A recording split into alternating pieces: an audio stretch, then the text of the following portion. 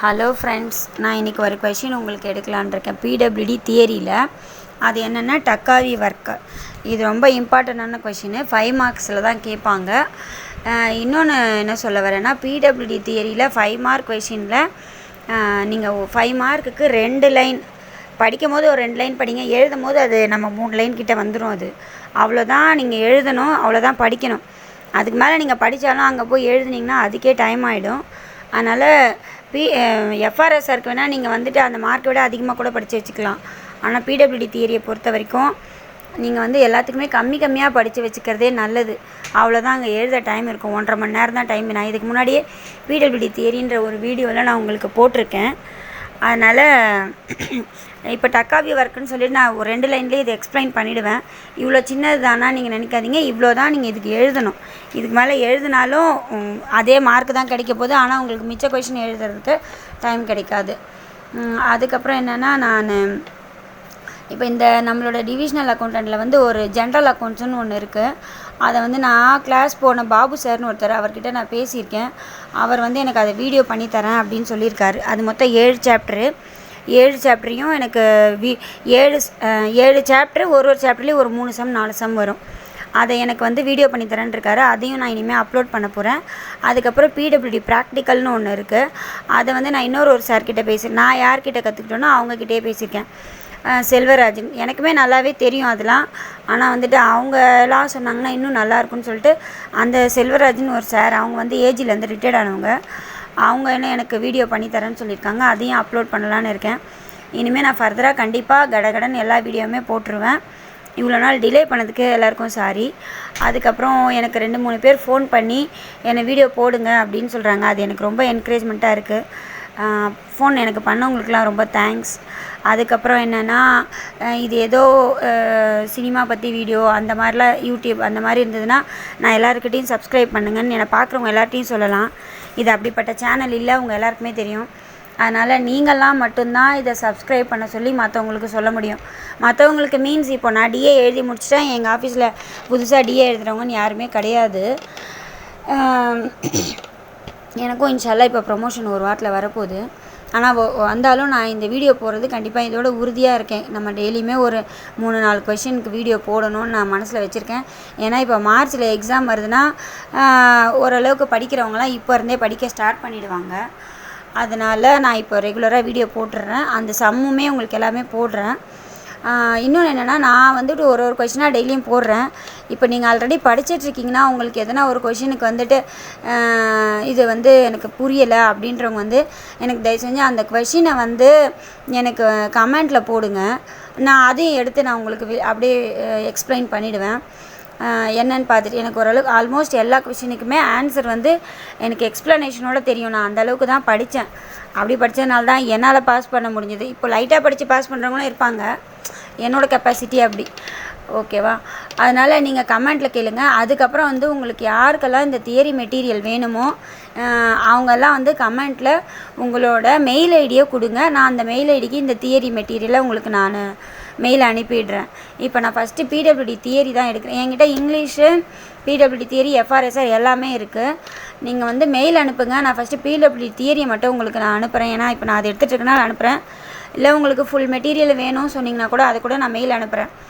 நான் இது எதுவுமே மணி மைண்டடில் பண்ணலை. அதனால் நீங்கள் என்ன கேட்குறீங்களோ அது எல்லாமே நான் உங்களுக்கு கொடுக்க தயார். என்னால் வந்து ஒரே ஒருத்தர் பாஸ் என் மூலமாக என்னால் இல்லை, நான் ஏதோ சொல்கிறனால ஒரே ஒருத்தர் நல்லபடியாக பாஸ் ஆனால் கூட அது எனக்கு ரொம்ப சந்தோஷமாக இருக்கும், பெருமையாகவும் இருக்கும்.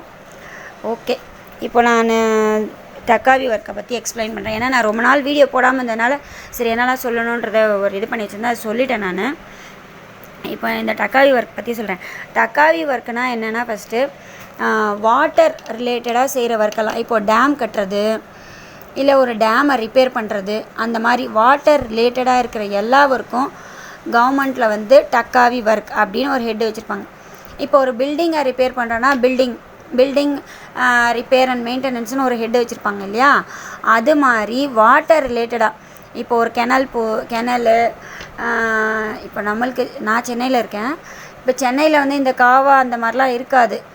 ஆனால் இந்த கிராமத்து சைடில் இந்த வயலுக்கு தண்ணி வர்றது அதெல்லாம் உங்களுக்கு அந்த பைப்லைன் அதெல்லாம் இருக்கும் இல்லையா, அதெல்லாம் வந்து கவர்மெண்ட் தானே அது ரெகுலரைஸ் பண்ணும்.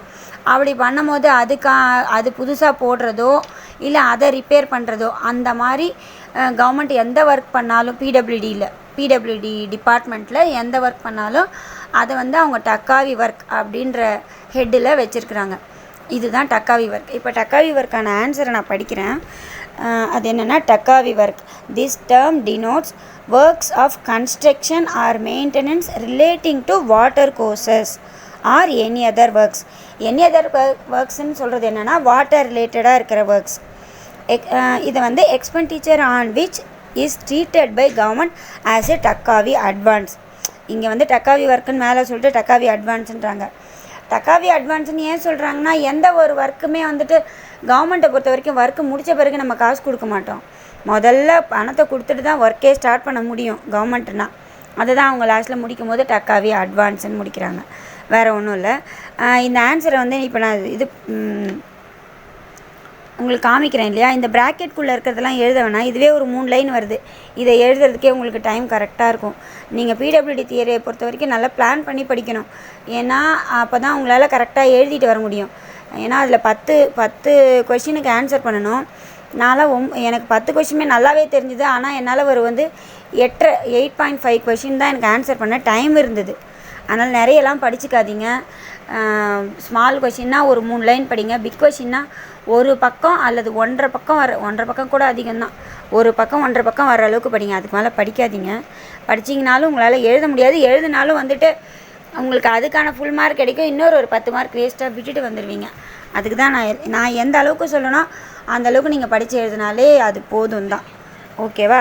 இப்போ டக்காவி ஒர்க்னால் என்னென்னு நான் தெளிவாக சொல்லிட்டேன்னு நினைக்கிறேன்.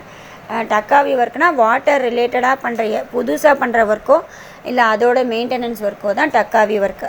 இதுக்கு நீங்கள் என்ன ஞாபகம் வச்சுக்கலான்னா, உங்கள் ஊரில் ஏதாவது டேம் அந்த மாதிரி இருந்ததுன்னா, நான் படிக்கும் போது எப்படி படித்தேன்னா, ஒரு கொஷின் பக்கத்துலேயும் ஒரு இன்சிடெண்ட்டை பென்சிலில் எழுதி வச்சுக்கிட்டேன். அப்போ வந்து அந்த கொஷினை வந்து லாஸ்ட்டாக நான் படிக்கும் போது கொஷினை ஃபுல்லாக படிக்கனால அந்த பார்த்தாலே நமக்கு வந்து டக்குன்னு அதுதான் ஆன்சர்னு ஞாபகம் வர்ற மாதிரி. ஏன்னா இப்போ இது படிக்கும் போது நம்மளுக்கு இப்போ படித்து நல்லா மனப்பாடம் பண்ணிட்ட மாதிரி இருக்கும். ஒரு மாதம் ஒரு 10 நாள் நம்ம 5 சப்ஜெக்டையும் படிக்கிறவங்களா இருந்தால் அப்படி படிக்கும்போது திருப்பி பார்க்கும்போது இது என்னன்னு டோட்டலாக மறந்துடும். நான் பண்ண ஐடியா உங்களுக்கு சொல்கிறேன். இது உங்களுக்கு ஓகேன்னா நீங்களும் ஃபாலோ பண்ணுங்கள். இப்போ டக்காவி ஒர்க்கு நீங்கள் படிக்கிறீங்கன்னா பக்கத்துலேயே பென்சிலில் ஒன்று எழுதி வச்சுக்கோங்க. உங்கள் ஊரில் டேமோ ஏதோ இருக்குன்னா அந்த டேமோட பேரை எழுதி வச்சுருங்க. எழுதி வச்சிட்டிங்கன்னா இந்த டேமை ரிப்பேர் பண்ணுறதுக்கோ இதுக்கு சம்மந்தமான வாட்டர் சம்மந்தமான எந்த வேலை பண்ணாலும் அது கவர்மெண்ட்டில் வந்து டக்காவி ஒர்க் அப்படின்னு ஃபிக்ஸ் பண்ணுறாங்கன்னு உங்களுக்கு டக்குன்னு ஞாபகம் வரும். இப்போ நீங்கள் ஒரு 50 கொஷின் படிச்சிட்டிங்கன்னா வந்து டக்காவி ஒர்க்குன்னு என்னென்னு கேட்கும்போது அதுவா அப்படின்னு ஓடும். அப்போ உங்களுக்கு வந்து என்னடா படிச்சும் நிற்க மாட்டேங்குது அப்படின்ற டென்ஷன் இருக்கும். அதனால் நீங்கள் இந்த இன்ஸ்ட்ரக்ஷனை இனிமேல் எல்லாத்துலேயும் சொல்ல மாட்டேன். சரி, ஃபஸ்ட்டு ஒரு தடவை எல்லாத்தையுமே சொல்லிடலான்றதுக்காக தான் நான் இதை சொல்கிறேன். நீங்கள் அந்த கொஷின் பக்கத்தில் அதுக்கு சம்மந்தமாக உங்களுக்கு என்ன சொன்னால் அந்த கொஷின் உங்களுக்கு ஞாபகம் வரும்ன்ற மாதிரி ஒரு பென்சிலை எழுதி வச்சுருங்க. எல்லா கொஷினுக்குமே அது மாதிரி எழுதிட்டிங்கன்னா ரொம்ப பெஸ்ட்டு. ஏன்னா நான் எஃப்ஆர்எஸ்ஆர் படிக்கும் போதெல்லாம் என்ன பண்ணேன்னா, இப்போ வந்துட்டு ஒரு சஸ்பெண்ட் அப்படின்னு வருதுன்னா எங்கள் ஆஃபீஸில் யாருன்னா சஸ்பெண்ட் ஆனவங்க இருக்காங்கன்னா அவங்க பேர் அது பக்கத்தில் எழுதி வச்சுட்டேன். அப்போ அவங்களுக்கு என்னெல்லாம் நடந்ததுன்னு எனக்கு கரெக்டாக ஞாபகம் வந்தது. அப்போ படிக்கிறதுக்கும் எனக்கு அதுக்கும் நல்லா ஞாபகம் இருந்தது. இன்னும் கூட எனக்கு தூக்கத்தில் எழுப்பி கேட்டால் கூட சொல்கிற மாதிரி நிறைய கொஷின் ஆன்சர் எனக்கு ஞாபகத்தில் இருக்குது. அதனால் நீங்கள் இதெல்லாம் ஃபாலோ பண்ணிங்கன்னா உங்களுக்கு ஈஸியாக இருக்கும். நல்லா ரொம்ப சூப்பராக படிக்கிறவங்களுக்கு இதெல்லாம் தேவைப்படாது. ஆனால் பொதுவாக நான் எல்லாருக்குமே சொல்கிறது இப்படி நான் சொல்கிறேன். ஓகே, டக்காவி ஒர்க் உங்களுக்கு புரிஞ்சிருக்கும்னு நினைக்கிறேன். இது சம்மந்தமாக எதுனா உங்களுக்கு கமெண்ட் இருந்ததுன்னா எனக்கு கமெண்ட்டில் சொல்லுங்கள். அதுக்கப்புறம் நான் ஒரு கொஷினுக்கு ரொம்ப விளக்கம் சொல்கிறேன்னு உங்களுக்கு தோணுச்சுன்னா கொஞ்சம் அதை மட்டும் அவாய்ட் பண்ணிங்க. ஏன்னா ஒருத்தங்களுக்கு நல்லா புரியும், ஒருத்தங்க டக்குன்னு புரிஞ்சுக்கிறவங்க இருப்பாங்க. ஒருத்தங்களுக்கு வந்து ரொம்ப கிராமத்தில் தமிழ் மீடியத்தில் படிச்சுட்டு வந்தவங்களுக்குலாம் அவ்வளோ சீக்கிரம் புரியாது. அது அவங்களுக்குலாம் புரியணுன்றதுக்காக தான் நான் ரொம்ப நேரம் சொல்கிறேன். மித்தபடி ஒன்றும் இல்லை. உங்களுக்கு ரொம்ப சொல்கிற மாதிரி தோணுச்சுன்னா நீங்கள் ஸ்கிப் பண்ணிவிட்டே அப்படியே கேட்டுருங்க. ஓகேவா? Thank you so much.